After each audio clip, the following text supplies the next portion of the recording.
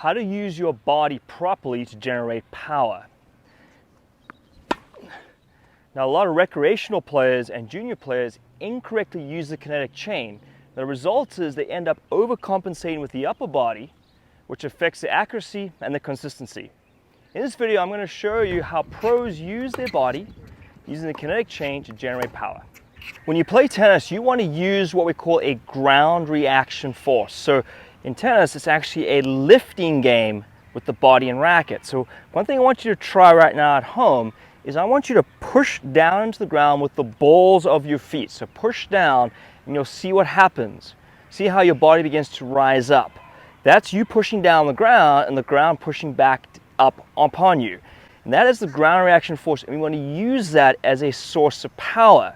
So if you stay low, you're not using that ground reaction force. Now granted, when you see pros that may be stretched, don't have time to recover, or the ball comes in very quickly, or it's a really low ball that they're contacting, you may see them staying down, but when they set up and have time, you'll see that the center of gravity is lifting.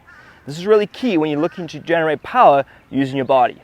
Now, not only is tennis a lifting game, but also you generate force through rotation. And that's where you want to have three things. First is you want to lift, so you want to use your legs, but you want to make sure that when you're lifting, your head is staying down. If your head lifts up, what happens, your upper body pulls back and causes the ball to go long, caused by an open racket face. The second component is you need good hip and core rotation. Now the third component is you want to separate your left side from your right side. Because when you get your trunk to stop rotating at contact, what happens, the arm will speed up approximately 1.5 times faster, and you can contract the muscle. Now how does the kinetic chain work? Well, firstly, you're going to coil starting from the ground up, where you twist down, and then you uncoil or twist up, again, starting from the ground up. So pretty much you have the ground, you have your legs, you have your hips, your back and trunk, you have your shoulder, your elbow, and then your wrist. And it happens in that order. Now what happens when you coil and then uncoil your body, rotating, and you stop that rotation, much like a tangent off a circle, the swing will translate. It goes out, keeps going forward, matching the shape of the court. And this is something pros have figured out. The court's in front of them, so they want to make sure that they stop the rotation so that that swing can continue to go out towards the target. If they continue the rotation, you see how it pulls the swing and it affects the accuracy, consistency, and then ultimately their power. Because the longer you can send an object in a direction, the more speed it can generate. So that's really critical. So when you stop the body rotating, the arm is going to then speed up much like a whip. So we've talked a lot about your body should be lifting.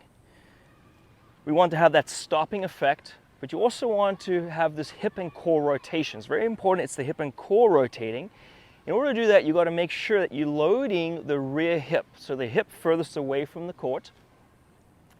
And we want to make sure that to help you to get even more power is you want to try to turn your shoulders past your hips. You want to create this we call trunk dissociation, where your shoulders turn past the line of your hips, where you create this trunk stretch. So you have the stored energy, which you can then release up to contact. So when you coil down and you turn your shoulders past your hips, when you begin to uncoil, you have this elastic energy, which is then translated into the ball. So you'll see that on forehands, you see it on backhands, and you'll also see it on serves. The great players will turn their shoulders past the hips. Now if we take a look at Nadal here on his forehand, you can see how he twists down and then he begins to uncoil as he pushes down on the ground. See how he starts to uncoil from the ground up towards contact, and notice how his trunk stops at impact. Then the arm continues to translate out towards the target, and see how long he continues with his finish before the body then relaxes, and then we see his hitting shoulder, his left shoulder, come around. You can see Roger Federer here hitting a neutral stance forehand. And here you can see how he coils up to contact, see how his body's lifting, and notice how his left side stops rotating at contact. He stops the left side, and what happens, then the arm can simply continue, like a whip, gaining speed and going out towards the target. We'll see also similar here, Nadal hitting his backhand. We'll see how he's lifting with his body, and watch at contact how his shoulders stop.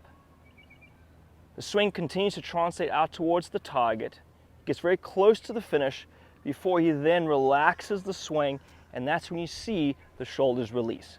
But it happens very, very late.